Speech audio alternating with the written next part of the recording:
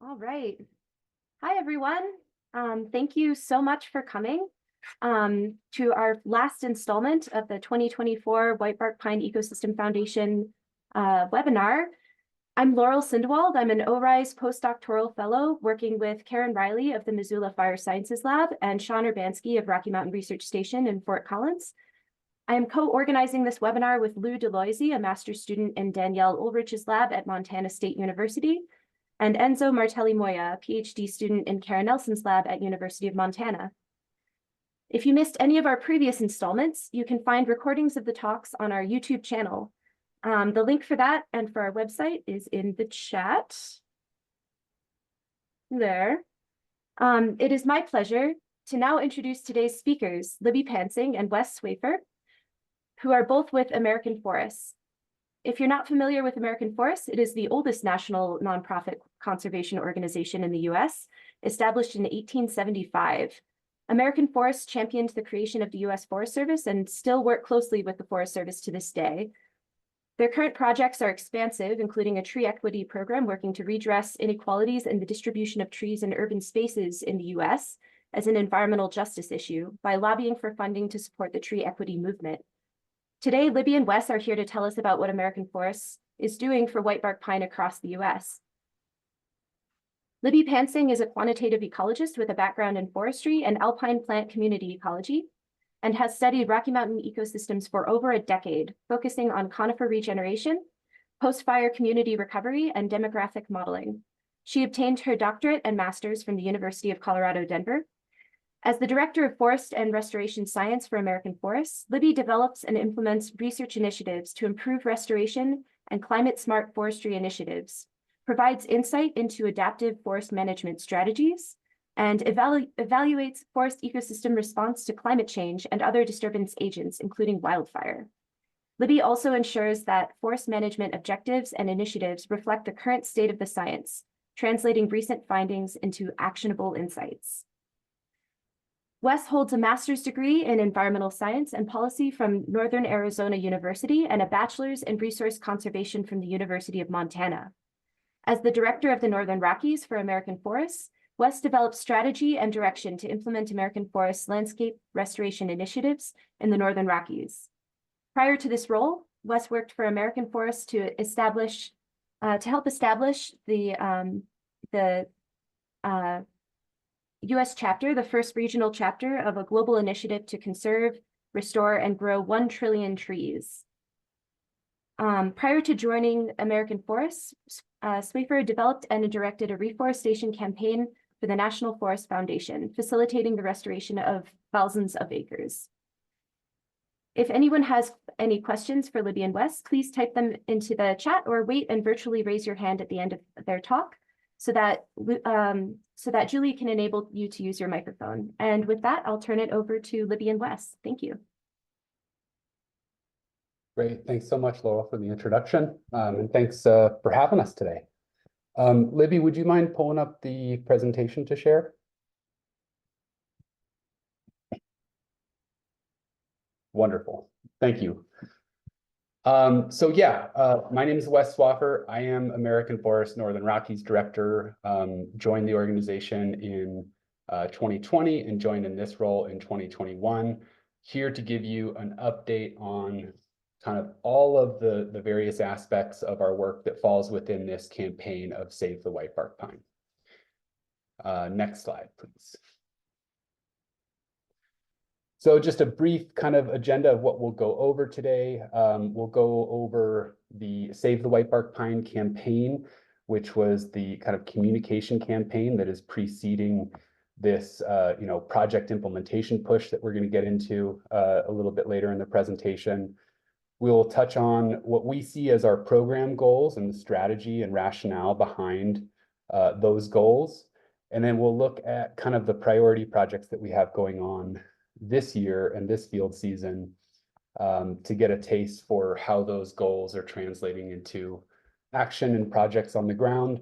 And I'm going to turn it over to Libby to go over our direct seeding work, which is an exciting manifestation of where our science work is hitting our federal partnerships and improving outcomes on the ground. And then we'll hopefully end with enough time for Q&A and some discussion. Next slide, please. So as Laurel indicated, just to give a little bit of kind of grounding to who we are a national conservation organization. We've been around for a very long time. And our mission is centered around kind of two distinct work streams that both kind of work together.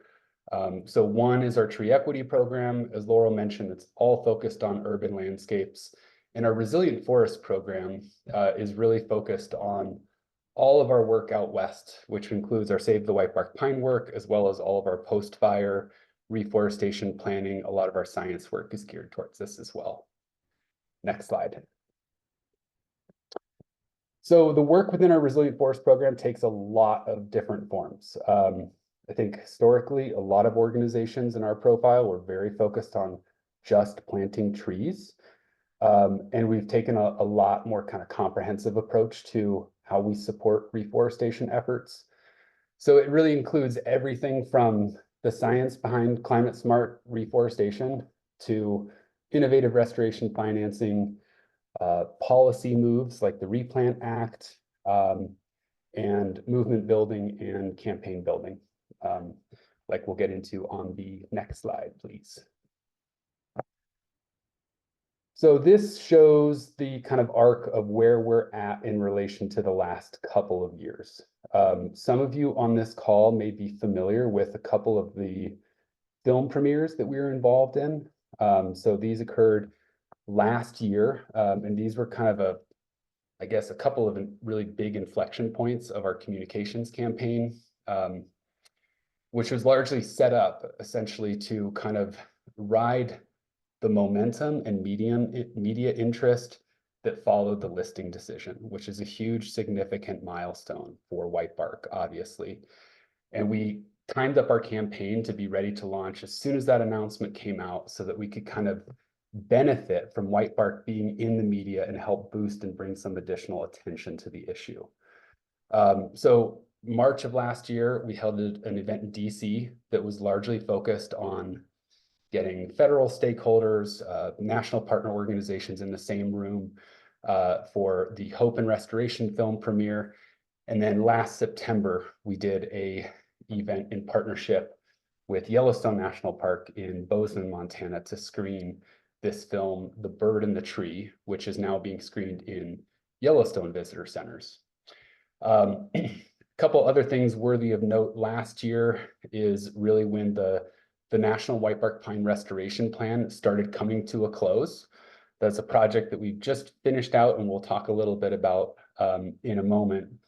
And then, of course, as many on this call can probably relate to, recovery planning has been a huge, effort for a lot of folks out there in Whitebark world. And so this year, 2024, is all about taking this National Whitebark Pine Restoration Plan, a lot of the partnerships and foundation we've laid, and really starting to scale into action, getting projects in the pipeline, getting more work done on the ground, growing our federal and tribal partnerships, and mobilizing a funding vehicle to get that done.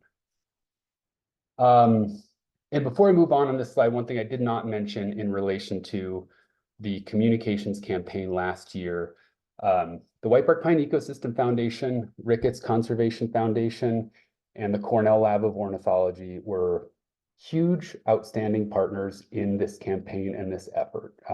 So our appreciation goes out to those partners for enabling this campaign. Next slide, please. So this slide, I won't read all the words on this slide, I promise. But the intent here is to just show what we think are the things that need to happen to advance whitebark pine conservation and restoration at scale, why we think those should happen, and an indication of how we think that could happen. So first and foremost on the list is planting and monitoring disease-resistant seedlings. I think a lot of us on this call can agree that that's a huge step for enabling recovery of whitebark ecosystems. And so that's kind of reflected front and center in our strategy. Collecting disease-resistant seed is a close second, in part to enable that ramp up in planting activities. Science and restoration, or the science behind restoration, and looking at the different innovations that can be unlocked to enable more work on the ground is also a key piece of this. And this is where things like Libby's direct seeding work clicks into place. The Whitebark Pine Genome Project, which is a shared priority with the Ecosystem Foundation, is a piece of that as well. Implementation planning, even though we just completed the National Whitebark Pine Restoration Plan, we still see a need for that kind of more fine-grained implementation planning, where we not only have core areas identified, but then we're breaking that down and what types of activities at what pace can be done over the next several years. Mitigating threats to living trees is, of course, a really important piece of our strategy.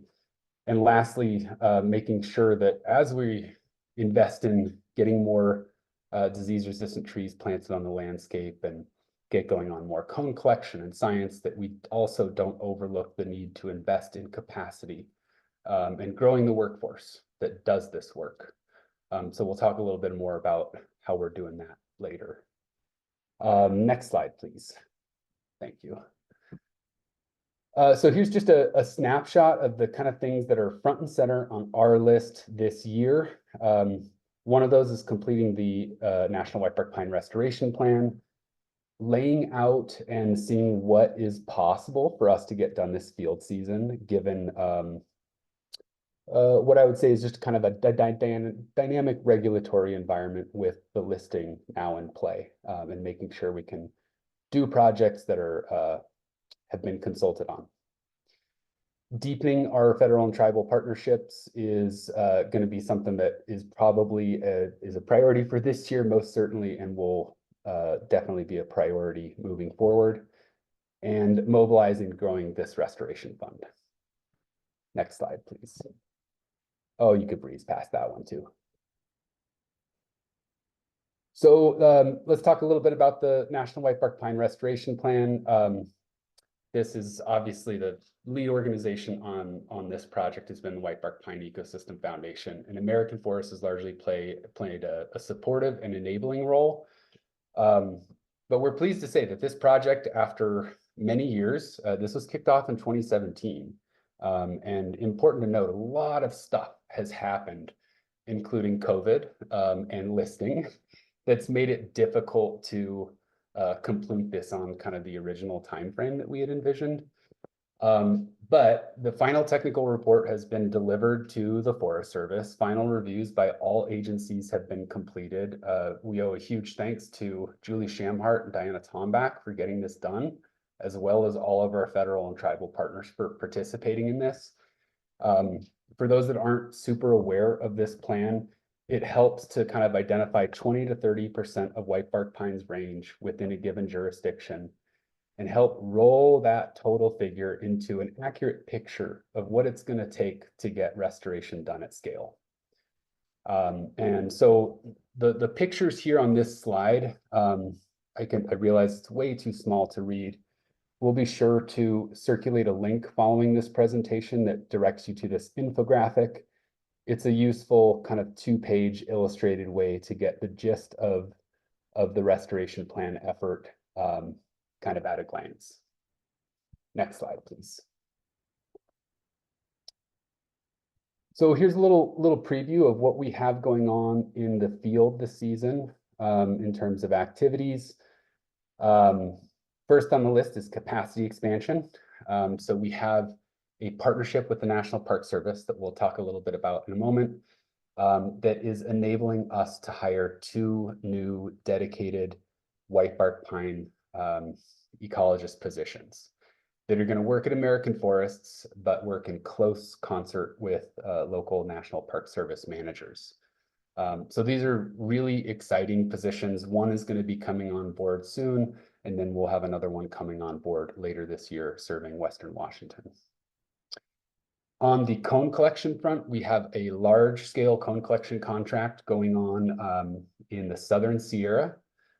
So within Yosemite, Sequoia, and Kings Canyon National Parks, I think a little bit of Devil's Postpile, as well, that will be utilizing the Northern Rockies Conservation Cooperative. So we're actually snagging folks from the Northern Rockies to come over to the east side of the Sierra and work on swapping techniques, learning more, collaborating, and helping to nurture the workforce in the Sierras and build that up as this partnership scales.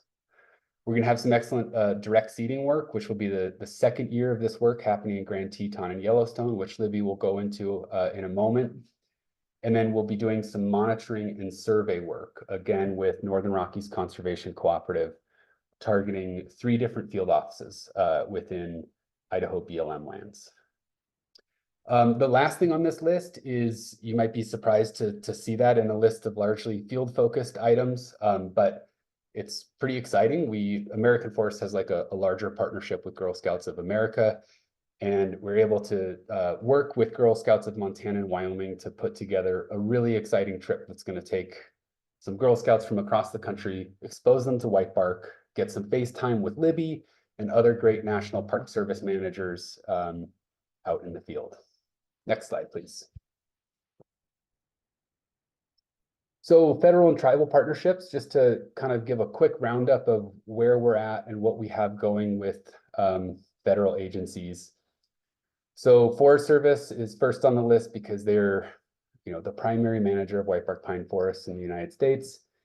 So American Forest has recently signed a Keystone Agreement, which is one of these kind of large overarching agreements that the Forest Service has been signing recently, that is going to be enabling us to work with Forest Service regions to figure out plans for how to implement the Replant Act. The Replant Act was a piece of legislation that American Forest helped pass in the bipartisan infrastructure law a couple of years ago. And essentially what the Replant Act does is lift the cap on the Reforestation Trust Fund, which will enable many millions more dollars to flow into reforestation on National Forest System lands. And whitebark pine is and should be a beneficiary of that additional funding coming in. And so we're currently working with Forest Service regions across the West to lay out a 10-year implementation plan for how to spend those funds. We're looking for opportunities to steer funding towards whitebark pine restoration and conservation where possible with those regions. Another function of that agreement with the Forest Service is we're going to be adding a number of different partnership positions across these various Forest Service regions, which should increase our capacity for things like contracting, restoration planning for whitebark. With National Park Service, I briefly touched on those 2 new positions. Those are an outgrowth of a 5-year agreement that we signed with the National Park Service last year that is enabling restoration to happen at up to 10 national parks. We've got excellent work going with Libby and direct seeding in the Northern Rockies, that Southern Sierra Cone collection work in those 2 new positions. With BLM, we'll continue that cone collection and monitoring, as I mentioned previously. And within the realm of tribal partnerships, we have 2 pending grants with Confederated Salish and Kootenai tribes to support seasonal staffing for whitebark pine restoration and a nursery intern to get into their nursery and begin learning some of those things. That's specifically an opportunity that's created for a high school or college age person. Next slide, please. Here's a brief kind of spotlight on the position that we'll be adding with the Park Service that'll be focused on Western Washington National Parks. So the kind of shared priority here is growing dedicated capacity for whitebark work, because so often that seems to get the short shrift. And so this is a really exciting opportunity where we will essentially be hosting a 2-year term position that will be working in close coordination and will receive day-to-day technical supervision by National Park Service.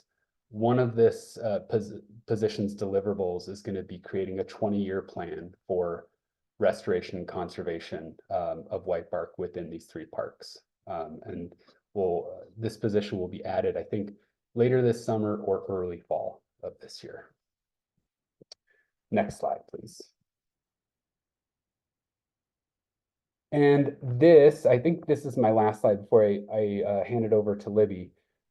This really is just kind of a high-level schematic to show how we envision funding to support whitebark happening. So you can see the green square in the circle there is American Forest Whitebark Pine Restoration Fund, which we will source donations and gifts from individuals, corporations, and foundations, and use those, pool those contributions to match these anchor agreements that we have with federal agencies. In a lot of cases, these private donations will allow us to either expand, match, leverage, or in some cases fund work that federal agreements simply aren't able to get done. And we envision the vast majority of this work happening through implementation partners, folks like the Whitebark Pine Ecosystem Foundation, CSKT, other land managers, nonprofit organizations. And this is all a means of funding these priority projects, like direct seeding, like the Whitebark Pine Genome Project, and scaling more cone collection and planting activities. And with that, I will pass it over to Libby. Thanks, Wes. Appreciate it. I was saying earlier, I always appreciate hearing the full picture of all of the amazing work that Wes is doing, because I hear bits and pieces as I'm involved with some of it. But it's just really amazing to learn about the comprehensive program of work and implementation that he's developed for Whitebark at American Forest over the last few years. So appreciate it. So as Laurel mentioned, my name's Libby Pansing. I'm the Director of Forest and Restoration Science here at American Forest, and my real goal is to try to make sure that the research that is being conducted by wonderful folks here and elsewhere in whitebark pine ecosystems and elsewhere across Western forest is being incorporated well into the work that we're doing on an implementation scale. So really thinking about that integration. And so I'll talk about kind of our science and innovation goals, and these are not necessarily specific to whitebark pine, but really how we think about the integration between science and implementation more broadly at American Forest, and then kind of jump into a few of the different initiatives that we're working on here for whitebark pine specifically, moving into the direct seeding. So really our goals, huge goal is to integrate research and operational conservation and restoration activities, right? We want those to be closely aligned such that we're taking that information from researchers who are doing the good work and providing that information into how we're actually creating contracts, executing those contracts, and doing that implementation work on the ground. But also really trying to work directly with managers to actually support research that is at an operational scale and addressing those questions that are really important to land managers to advance their whitebark pine restoration or other types of restoration across the Western US. The second is really supporting coordination among research, policy, and management. So I think that American Forests occupies a really kind of unique niche in that we have this really nice policy shop that Wes referenced that has helped to advance the Replant Act and who works really closely with our DC contingent to think about how policy impacts reforestation and whitebark pine specifically. And we kind of sit in that nice space to be able to have those conversations between managers, between researchers, between policy folks. And so trying to develop that out a little bit more to make sure that we're having the conversations that need to be had, addressing problems that exist and not trying to create problems where they don't. The third piece is that we really do want most of the work that we're doing to actively contribute to conservation and restoration. So not just necessarily kind of, doing one-off little research projects, but really trying to, again, talk about this integration and how we actually do this work at scale and learn lessons at scale. And then lastly, educating and empowering the next generation of researchers. So I'm going to focus on a couple of those before I dive into the direct seeding, but just wanted to give that overarching picture of how we're thinking about this at American Forest. So Wes talked a little bit about our position that we're bringing on for Washington State. I want to talk a little bit more about this new position that we're bringing on in the Southern Sierras for whitebark pine, because it's a little bit more tailored to kind of that research side of things. So this is structured in a similar way to the position that Wes previously mentioned. So it's a 2-year term agreement with the National Park Service that is really focused on trying to increase National Park Service's capacity to do work to support whitebark pine in the Southern Sierras. So this is in partnership with Yosemite, Sequoia, and Kings Canyon National Parks. And this person is really going to be focused on developing a research program focused on key management questions for this particular geography. So that's going to be a key deliverable for this person, is really developing out that research capacity. But they're also going to be leading existing mortality monitoring programs, coordinating monitoring, research, and field work, and coordinating work across federal jurisdictions to try to come up with a similar conservation and restoration plan for the Southern Sierra. So that is intended to be something that is collaborative across National Park System, National Park Service, excuse me, the U.S. Forest Service, and bringing together other folks to the table to actually figure out a comprehensive and collaborative way forward for how to conserve and restore whitebark pine in the Southern Sierra. So really excited about that. We are beginning the active interview process for that. So anticipating that this person will start sooner rather than later. If I can get my slides to work, I had it for Wes, and then the other piece that I'll talk about really quickly is this education, empowerment, and Girl Scouts trip that Wes mentioned. So we have 12 girls ranging in age from about just finishing 8th grade all the way to finishing their senior year of high school. We're going to be coming out to Yellowstone for a destinations trip. They're from all across the United States, and they're really coming out to learn a little bit more about the greater Yellowstone ecosystem, whitebark pine in particular. And I am really honored that I get the opportunity to go out and teach these excited young ones about whitebark pine research opportunities and how they can give back to these ecosystems that I've fallen so deeply in love with. So really just cannot be more excited about that. This picture on the right is actually like one of my most favorite moments as a research scientist. We got to do a day of science for Girl Scouts in Bozeman last year. And it was a group of about 15 to 20 younger girls from like 4 or 5 years of age all the way up to probably like 14 or 15. And we got to watch Hope and Restoration. And it was just magical to watch just the inspiration that these girls had for, you know, the tree, the questions that we were asking, how we were trying to conserve and support the species, and just watching those sparks go off in their eyes is just absolutely magical. So I'm just really thrilled to continue to be able to be engaged in inspiring, hopefully, the next generation of research scientists. So, all right. So I'm going to pivot pretty hard from that.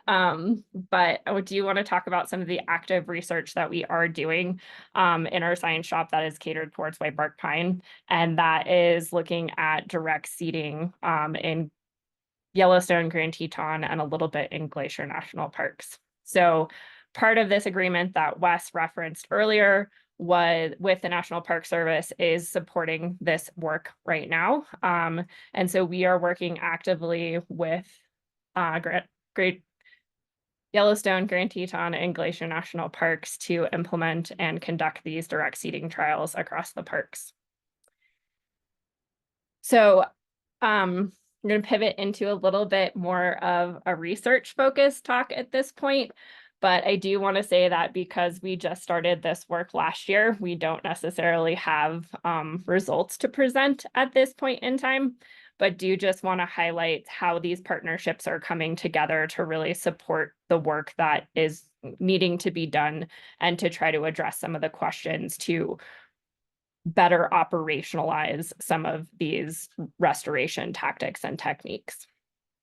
So with direct seeding, our goal here is really to try to alleviate some of the challenges that exist with planting seedlings.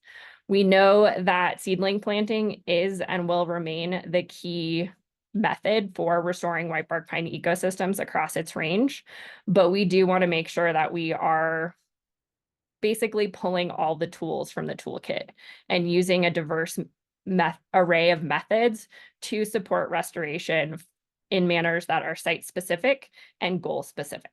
So seedling planting can be hard, right? We're talking about a species that a substantial portion of its US range grows in wilderness.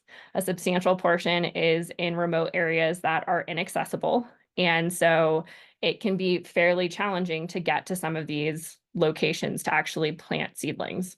In Grand Teton, we're talking a lot about getting helicopters to drop in seedlings to locations where plantings are going to occur. I know to our Canadian colleagues that sounds fairly normal, but I think it's something that we're still kind of grappling with here about how we actually handle these remote access sites. So logistically hard to get to. It can be difficult to plant in a way that promotes survival. So a lot of those sites can be, fairly rocky, hard to avoid J-rooting, just fairly challenging to get to and to actually do a good job of that planting.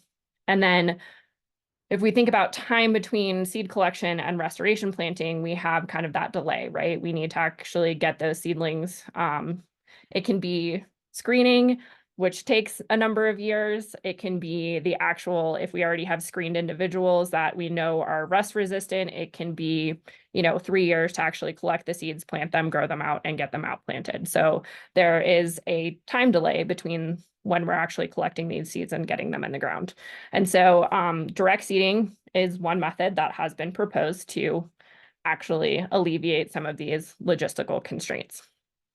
And again, I will reemphasize, I don't envision that seedling planting is going anywhere or that direct seeding is going to replace this. I do envision that it's going to be an important tool in the toolkit to increase the amount of area that we actually see as having potential for whitebark pine restoration activities. So we can get across some of those regulatory hurdles, maybe planting in wilderness or planting in those really hard to access sites. And we can potentially start thinking about doing restoration activities where restoration would be a priority, but it cannot be because of those logistical or regulatory hurdles. It could also potentially decrease the time and costs for restoration in areas that, again, might be a priority, but otherwise wouldn't be addressed. So again, just coming back to this idea that we really do need all options on the table for long-term range-wide restoration success. And we're looking into this as being a complement to those tools that already do exist in that toolkit in a manner that is site-specific and geography-specific. So we know that this can work, but there are some challenges, right? And we're seeing this methodology start to be used by a wider variety of practitioners across the landscape. So I started looking into direct seeding during my master's work in 2011 to 2013. And there have been a fair number of others that have been looking into direct seeding for a while now. So what we have found and what others have found is that we've gotten anywhere between 13 and 85% germination over 1 to 3 years. So a reminder that, whitebark pine can have delayed germination. So we don't necessarily see all of those individuals germinating in year 1. So we're looking at multiple years of germination here. And survival can be okay, right? So 27 to 57% 5-year survival in subalpine and treeline forest respectively. So interestingly, we've actually seen higher survival at treeline study sites than we have in subalpine study sites. So stick that one in your cog and think on it a little bit. And about 90% or higher survival after surviving those first 2 years. So once they get established, they do tend to hang on pretty well. Our challenges are that and one of the main criticisms of direct seeding at this point is that we're essentially just feeding critters, right? So we are putting seed caches out on the landscape. And what I've seen in my research with Diana Tombach, is that we've had about 41% total pilferage at 2 sites in the Northern Rockies. So we lose about, more than a third of the caches that we're putting out on the landscape. So that is problematic, especially for a species where seed collection is so incredibly difficult, challenging, time-consuming, expensive. The other piece is that it's highly variable at this point, and we're not entirely sure what's causing that variability. So the main purpose of the work that we're setting out to do is to really understand what dials we can turn to actually reduce that variability and increase our probability of success over the long term. And I think the encouraging piece to me is that we are actually seeing folks start to take this process and run with it, right? So Caribou Targhee has been implementing some direct seeding trials. The Fremont Wainema in Oregon is interested in getting some started. We've got some that is happening on the Flathead. So folks are really interested in trying to use this as a toolkit in the whitebark pine restoration, as a tool in the whitebark pine restoration toolkit. But we don't necessarily have a lot of information about how this is being operationalized and what the success rate looks like over time, how it can be compared to seedling survival and what we're seeing when we actually go and outplant seedlings. So what we're trying to do with the National Park Service right now is to really learn by doing, right? We're taking this kind of adaptive management framework into the fore and really trying to understand, again, those dials that we can turn to try to improve success and decrease variability. So we know that it can be successful, but we need to better understand those dials. What we're looking at with the National Park Service right now is how cache density, seed source, seed age, and microsite type, those top 4, are really impacting direct seeding success over time.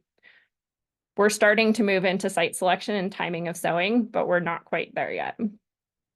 So don't have too much more to share at this point, but we did start with implementation last year, where we have a few caches that have been put in Glacier National Park by staff at Glacier.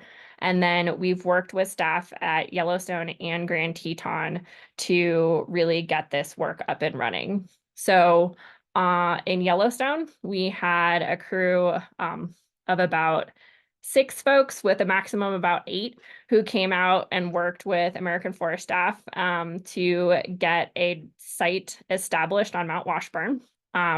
So we have about 1,300 caches that we have created on Mount Washburn, and we are monitoring about 600 of those. So what I want to highlight with this right now is just that this is a really fantastic outgrowth from a lot of the partnership work that Wes has laid the foundation for, and really has set the stage for how American Forest as an NGO is able to work with our federal partners to really come together and plan cohesive research projects to advance our understanding of the operational work on the ground. So this is huge kudos to Wes, but also to Hillary Robeson, to Stephen Bakadam, who is unfortunately no longer working on this project this year, which I'm very sad about.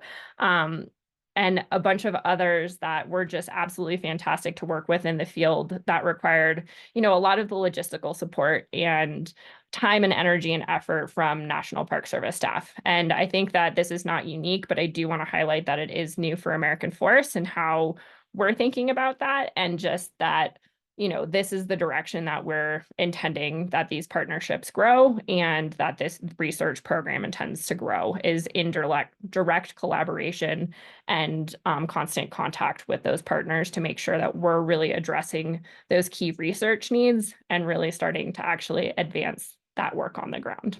So top center fixture, our amazing crew of folks that came out and helped support. As you can see, most of that is National Park Service staff. So really just honored by the opportunity to be supported by those folks and learn from them, and hopefully teach them a little something about direct seeding, and inspire them to have a little bit more passion and excitement about whitebark pine ecosystems in general, although a few of them were working on whitebark projects already. And I will point out kind of what you can see on the bottom right, and I'm not going to go into the methodologies a ton today, but we have a methodology that Diana Tombach and I piloted back in 2012, might have been 2011, to actually monitor each of these caches individually to the point where we can actually go in and dig up those seed caches and figure out exactly how many seeds remain in the cache compared to what we planted the previous year. So we really are getting down to this at the cache level and really trying to understand those ecological processes that are driving the outcomes for our restoration success. So at Grand Teton, we had the honor of working with Molly Murphy, who really set up a ton of the logistical considerations and concerns to get a really great group of their folks out, and was supported by Laura Jones in that to try to actually put together the research programs going on there. This one was really interesting because it really was a trial that was associated with trying to get this work done in really remote locations. So we, this picture on the left, you can actually see we created caches at Surprise Lake, around Surprise Lake in Grand Teton. And it's about a 4-mile and 3,000-foot elevation gain hike to get into the site.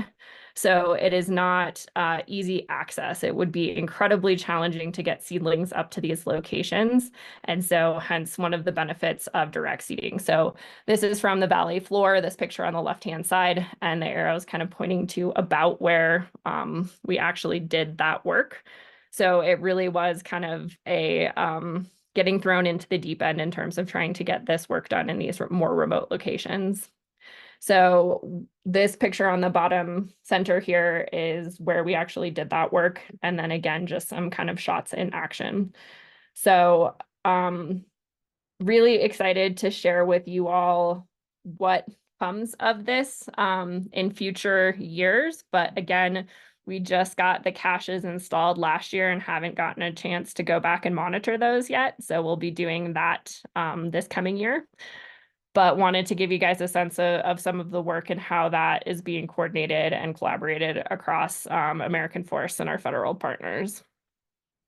What we are planning to do in terms of next steps for the direct seeding work is we're starting monitoring this year for those caches that we created last year. We're also expanding to 3 new sites, one in Grand Teton, and 2 in Yellowstone, and then potentially putting in more caches in Glacier National Park. Glacier does have a little bit higher regulatory hurdles that we need to get over. So we're still kind of brainstorming what that looks like. We can't mark the caches there. So it's a little bit of a different challenge for the actual research implementation pieces of it. But I think there is interest in pursuing that as a active restoration technique. So we'll have these new sites. We're also changing the timing of when we actually did this. So last year we started caching in mid to late September. And what we realized is that there was a lot of activity. So we saw a lot more critters roaming about. So whether it be nutcrackers caching, chipmunks running around and doing their work and caching, but a lot more activity than what we had seen in previous years when we'd cached in mid-August.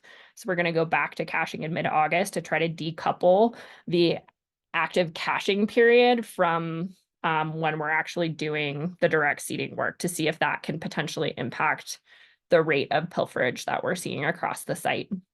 And then the next thing that we're hoping to do, probably not in National Park Service lands, but is test cache protection prototypes to reduce cache pilferage. So this photo on the left is a prototype that was developed by a guy named Scott Lasser. He's based out of Georgia, actually, and is an environmental attorney, but he has created these little 3D printed cache protection cages that they've tried with longleaf and had some initial success in with longleaf and now sugar pine. And so we're interested in trialing these with whitebark to see whether or not that could potentially decrease cache pilferage and seedling predation. So going to try that out at some point in the next year or so here too. So just wanted to give a sense of kind of what that comprehensive body of work is looking like right now, how we're working with our federal partners to do that, and just give you guys a taste of the science work that American Forest is doing. With that, I'm gonna close it out unless Wes has anything else to add and open it up for questions. Looking forward to next steps and talking with you guys about results here soon. Nothing else from me, but happy to get into some questions and discussion. Awesome. Thank you both. Also, just as a quick side note, I'd like to apologize for mispronouncing Wes's last name at the beginning of the session. It is pronounced Swaffar, not Swaffar. Is that correct? Wonderful. Thank you both so much. That was a wonderful talk, and it looks like we do have some questions already coming in. So first from E.S. Michelson, hopefully I am pronouncing that name correctly. Please feel free to correct me if you'd like. They say, I am an interested amateur naturalist, plus my daughter works at a forestry tech company. This is a question for Libby. Have birds been experimented with as a vector to disseminate seeds? Is it known if running seeds through their digestive tracts nurses them somehow or keeps pilfering critters away? Thank you. Thank you. So one piece of information that I didn't go into in background is that whitebark seeds are mostly dispersed by Clark's nutcracker, which is a corvid. It's like a crow that actually goes around and extracts the seeds from the cones, stores it in a sublingual pouch, a little pouch under their tongue, and then actually disperses the seeds across the landscape. And so they definitely are the main vector that does disperse whitebark pine seeds. And that's evident in their genetic structure. It's evident in their growth structures. They are really key. So whitebark pine is considered an obligate mutualist of the Clark's nutcracker, which means that it absolutely requires it for the completion of its life cycle in most cases. In terms of running seeds through the digestive tract to keep pilferage away, nobody's tested that to my knowledge, but they will germinate fine without being present in nutcracker saliva or anything. So I don't know if there are agents in their sublingual pouch that could potentially help with stratification or anything, but that has not been shown in any way to date. They do require some period of stratification, the seeds, meaning that, you know, they tend to have to overwinter, and that's part of why we see delayed germination with whitebark pine seeds, is we often won't see germination in the first year. So if they're cached in the fall, they will very frequently germinate 2 summers later. So they'll go through 2 overwintering periods, which essentially breaks down that seed coat and helps with seedling emergence, like radical emergence, before they actually germinate. But there hasn't been any indication that a nutcracker or any kind of process supports that germination or decreases pilferage in any way, shape, or form. Thank you, Libby. That was a wonderful, comprehensive answer, and it was a good opportunity to dig into some of that ecology. Let's see. From Mandy Ross, I'm new to these discussions, but I'm excited to hear all of this. Will this research be available online? Do you all plan to publish your direct seeding work? Thanks, Mandy. The goal is to publish. It might be a couple of years before we have results that are sufficient to publish, but in as much as we are able to provide updates in the form of web updates or, you know, continued participation in webinars like these where we can give interim updates, would love to keep all of you updated to the best of our ability until we can get that research published and out. Awesome. It's exciting. Let's see, we have from Tara Stedman. Let's see, I may have missed this, but did you compare your germination rates to ideal conditions? For instance, different crops of seeds can have various germination rates depending on health and handling. So we haven't done that to date, but we do have all of the seed that we used from for the trials that we implemented last year with all 3 parks did come from nurseries and do have germ test rates available. So I think the goal for the long term is to compare them to those germination rates. My guess is that we're not going to get anywhere close to those ideal conditions, but I think it can give us a sense as to whether or not there's correlation between the germination rates and what we actually see in the wild. And then we can start making better decisions about which seed sources we might want to choose from to do those direct seeding restoration activities. Awesome. I imagine, would that help you figure out which dials to turn as well? That's the hope, is that could be one of the dials that we can tweak a little bit on our own. Nice. Actually, as a follow-up question to that really quick, what factors do you consider when collecting your seed lots for direct seeding? We haven't gotten super in detail about that yet. What we are currently testing is the seed age and whether or not seed age impacts the outcomes that we're seeing. We know that whitebark pine can stay dormant for long periods of time. I think in a lot of the post-fire work I've done in Yellowstone, we've seen a maximum of about 12 years in age difference between seedlings in the same cache. So we know that they can stay dormant for long periods of time. What we're seeing is that nurseries have a tendency to not want to, or be more recalcitrant towards using older seed. So one of the thoughts is that we could potentially use older seed for direct seeding purposes if the nurseries are not wanting to use that as much for growing out seedlings, and that could be a beneficial use for some of the older seeds. So that's one thing that we're testing. But in terms of like getting into specifics on seed lots or other pieces, we haven't really gone down that road too much farther. Awesome, thank you. That's wild that there can be that great of an age difference in a single cache. So excited to find that. It was a Right? magical day. Let's see, Leah Tuttle, you might have mentioned this, but what is your seed source for the direct seeding? Oh, well, I guess I just sort of asked that, but are you collecting on each national park, and how much seed are you collecting to meet the needs for your research? So a little bit more specific, I suppose. Yeah, so these we worked closely with National Parks Service units to determine the seed sources that we wanted to use.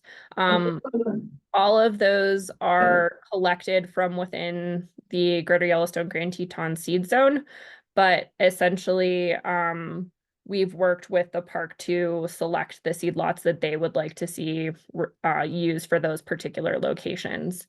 For both of the sites, for Yellowstone and Grand Teton, they did use seed that was collected from within their respective parks boundaries, but again, the ages were different and they were different locations depending upon the seed lot age. So we don't necessarily have that control for age and site at this point, but we can start getting some more hypotheses about which of those could be driving the outcomes that we're seeing. So locally collected, yes. Within the proper seed zones, yes. And then I think I heard something about permitting too.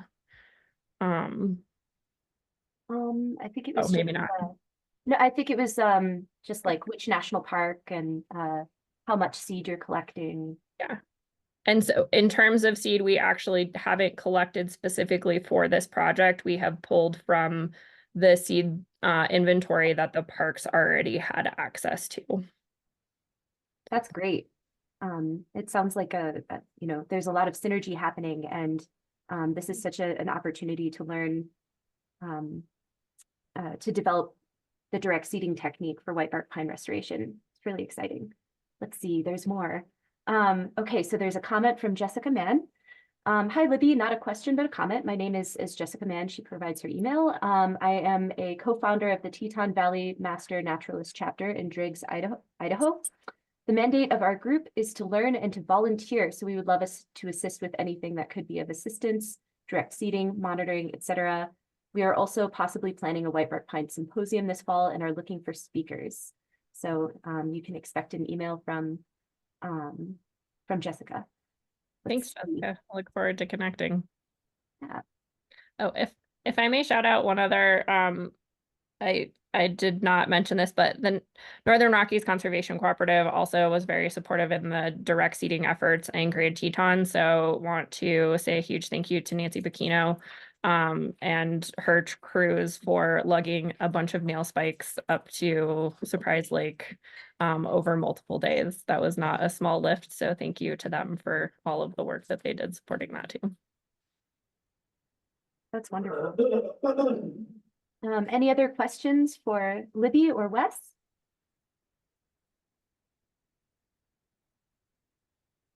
Okay. Thank you all very much. Many thanks to both Elizabeth Pansing and Wes Swaffar for closing out our 2024 webinar season with such a fantastic presentation. I'm going to turn it over to Kara Nelson, who is one of the co-leads for the webinar series with Danielle Ulrich, who will close out the season for us. Thanks, everyone, and I'll pass the mic to Kara. Thanks so much, Laurel, and thanks so much to Wes and Elizabeth for sharing news and views from American Forest, and also to American Forest for all the incredible work that you're doing to conserve and restore whitebark pine. I want to do some thank yous. First, a giant thank you to Lou, Laurel, and Enzo for all the time and energy they invested now for a full year to organize and deliver an excellent webinar series. As many of you know, we had quite a few unavoidable tech issues this year after a couple of years of smooth sailing. So my apologies to the webinar group, Lou, Enzo, and Laurel, for having to deal with those, but I very much appreciate their willingness to troubleshoot all the Zoom difficulties, etc. Next, a heartfelt thank you to everyone who's participated in the webinar series this year. The Whitebark Pine community is an amazing and enthusiastic group who care so deeply about the species. We come from management, from science, from policy, from conservation, and these webinars function to bring our community together and provide a forum for networking. We hope to continue that, in the years ahead. The series is hosted by the Whitebark Pine Ecosystem Foundation. I did put a link to the foundation in the chat. Wes mentioned the foundation's work on the Whitebark Restoration Plan. That's just one of the many initiatives that the foundation is working on. We have an awesome conference series. The next conference is in Baker City, Oregon. The date's been moved to October 10th and 11th. Hope many of you have that on your radar. It's a time we can all be in person together. But check out the foundation's website so you can see the ski area certification program, all the different things that the foundation is doing. Which brings me to my next thanks, which is to Julie Shamhart, who directs all of the foundation's activities. She's been instrumental in the webinar series, especially this year with the tech problems. In fact, she's running the webinar today because Lou is home sick with a fever. So thank you, Julie, for supporting us. I did post the link to the foundation's website. Please consider joining and becoming a member so you can stay in touch with the foundation, but also to directly support all of the foundation work. Okay, lastly, and sorry for being long-winded, I want to tell you about the webinar series for next year. So we're in the process of building the series, and we always have the series organized and hosted by students or early career people. So if that's you and you want to help build the series for next year, if you scroll up in the chat, the webinar series email address. So send an email out if you would like to join in that fun. And also, if you want to share your work in the series, we have the opportunity for 9 speakers next year. We run September through May. Maybe you work with a forest and you're excited to share monitoring work. You know, someone asked if Elizabeth was publishing. Well, there's a bar for publishing, but there's also the need to share just even anecdotes and things you've learned along the way and not wait until it gets into the literature. We're happy for the webinar series to be that place in bringing us together. Maybe something that didn't go well that, you know, you would like to share that we can then all dialogue about. So drop a line if you want a speaking spot for next year. We are going to be adding bells and whistles to enhance the participant experience. So we anticipate having smooth sailing next year with our tech. We may be moving from Zoom to Teams, we're not sure. But we have some ideas, especially for the launch experience while you're waiting and other kinds of things. So we're going to be up and running in September. I hope everyone who's out in the woods this summer is safe and having fun. And thanks again for all your participation.